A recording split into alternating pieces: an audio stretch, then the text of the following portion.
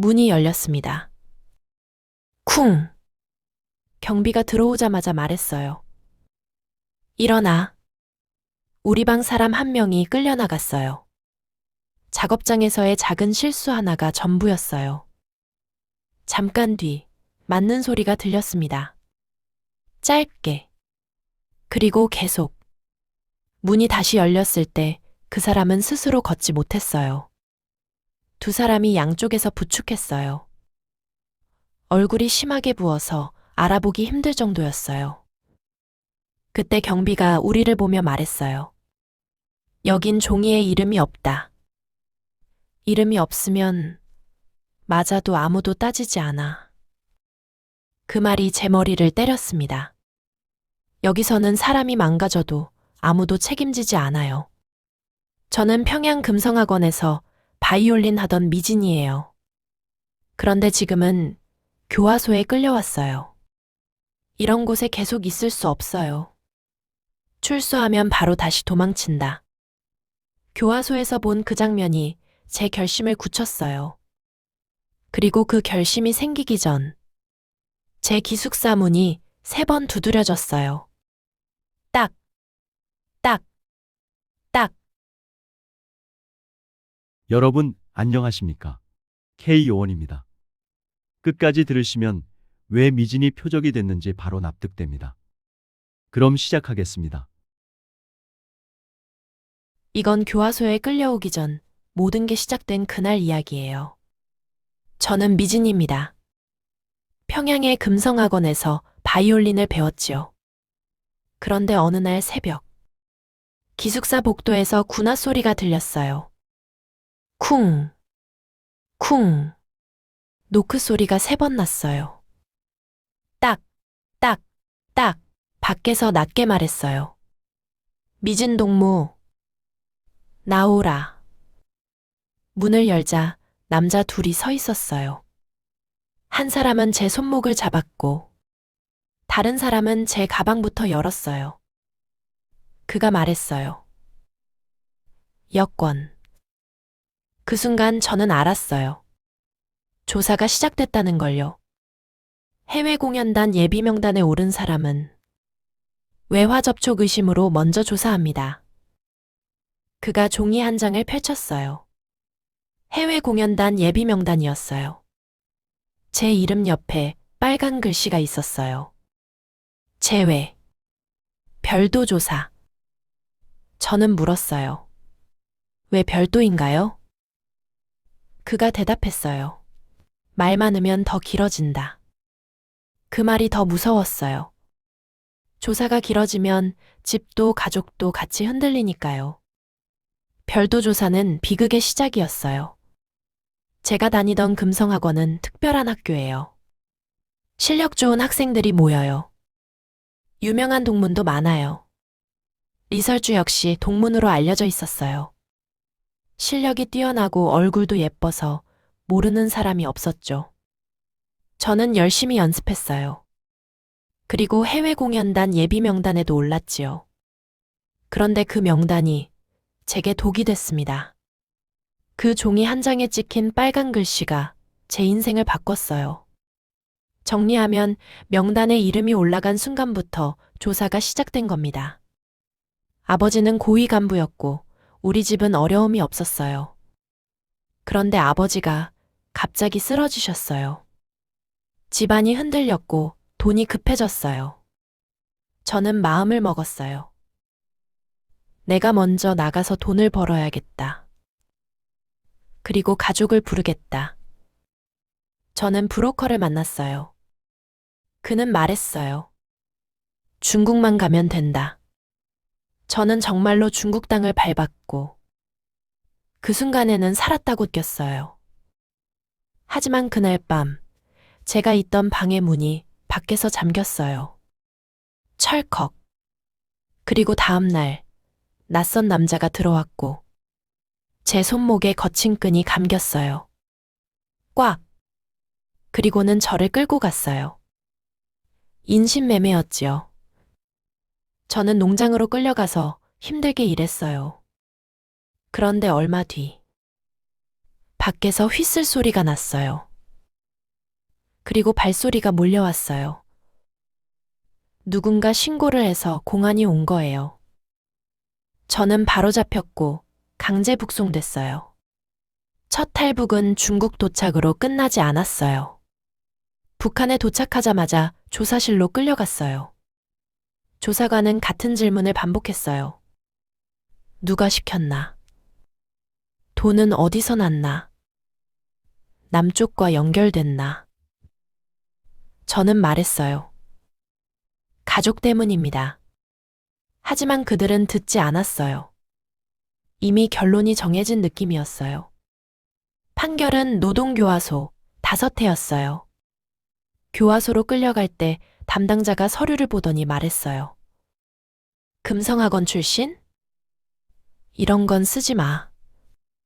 그 말 한마디로 저는 알았어요. 내가 누구였는지는 이제 중요하지 않다는 걸요. 교화소에 들어가는 순간 나는 그냥 무단 이탈자가 되는 거예요. 좁은 방에는 사람이 너무 많았어요. 한 방에 100명이 넘었어요. 첫날 밤 저는 누울 자리도 없었어요. 그때 옆 사람이 제 소매를 잡았어요. 처음이지. 여기선 말을 아껴. 괜히 튀면 손해야. 그녀는 이불도 같이 덮어줬어요. 감기 걸리면 더 고생이야. 며칠 뒤 밥줄에서 제가 한 발 늦었어요. 너무 지쳐서요. 뒤에서 말이 들려왔어요. 왜 이렇게 늦어? 그 이후로 저는 맞았어요. 화장실은 문도 없고 청소도 제대로 못했어요. 사람들이 계속 기침을 하고 계속 아팠어요. 몸이 약해져서 쓰러지기도 했고요. 그리고 쓰러지면 또 맞았어요. 교화소는 하루가 똑같아요. 밥, 작업, 점호, 그리고 실수하면 맞아요. 그리고 어느 날 작은 실수 하나로 사람이 끌려나갔고 돌아왔을 때는 걷지 못했어요. 경비가 말했어요. 여긴 서류도 이름도 없다. 그러니까 맞아도 따질 사람이 없다. 그날 저는 결심을 굳혔어요. 나가면 다시 도망친다. 교화소는 끝이 아니라 다시 나가게 만드는 곳이었어요. 5회가 지나 출소했어요. 출소 다음 날, 집 근처에 모르는 남자가 서 있었어요. 말없이 저를 보고만 있었어요. 출소했지만 감시는 계속이었어요. 밖으로 나와도 끝난 게 아니었어요. 탈북하기 위해 국경 쪽으로 갔어요. 이번엔 목표가 하나였어요. 한국 쪽 문이 있는 곳까지 가는 것. 사람들 틈에 섞여서 이동했어요. 잠시 후 길에서 차가 멈췄어요. 군인이 손전등을 들이대며 말했어요. 집 열어. 저는 대답을 길게 하지 않았어요. 말이 길면 더 오래 붙잡히니까요. 그때 제 가방에서 바이올린 송진이 보였어요. 군인이 물었어요. 이거 뭐냐? 그때 군인이 제 가방을 더 뒤지려고 했어요.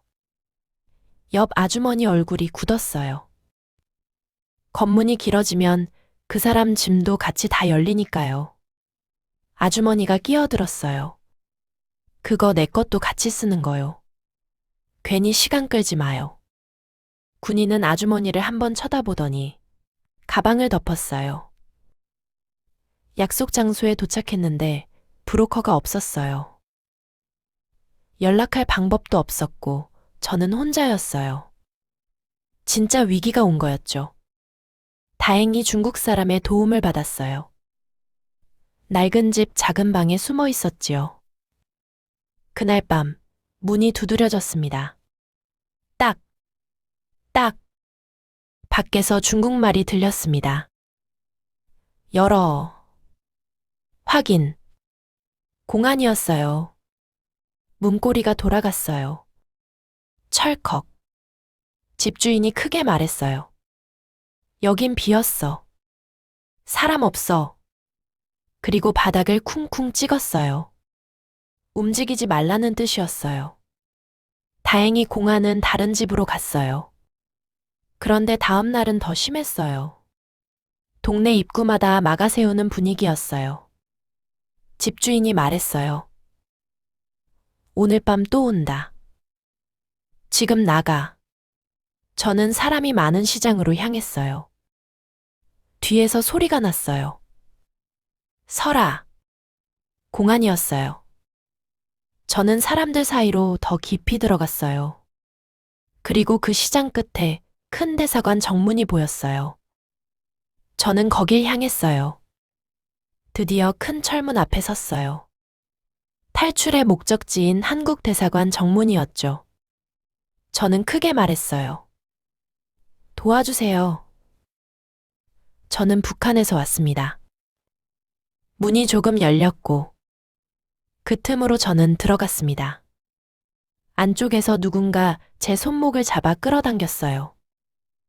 문이 닫히는 소리가 났습니다. 쿵!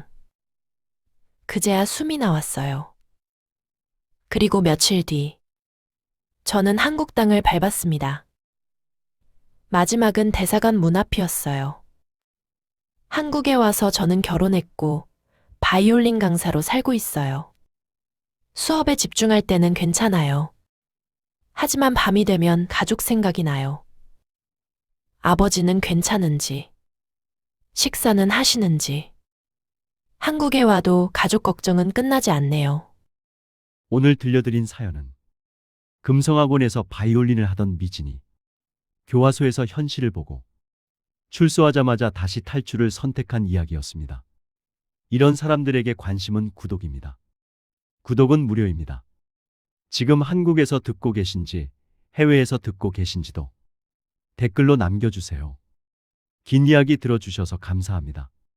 또 다른 이야기로 찾아뵙겠습니다.